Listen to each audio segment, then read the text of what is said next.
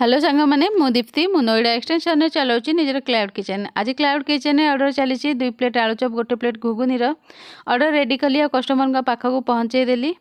Customer मीठा कहते कि मीठा किसी आवेलेबल नाला। तापर ऑर्डर जिते डेलीवर हो गला हजबैंड निजे पिक करने आसी ऑर्डर से नेला जिते फूड एंजॉय कर सारे तापर मत तुरंत फोन करते आधा घंटा 1 घंटा भितर आउ कहले कि एत भल फूड तुम केमी बनाऊच आमको समस्त बहुत पसंद आसला अमाउंट एत आम रखीदेचु पुणी राति खावाई।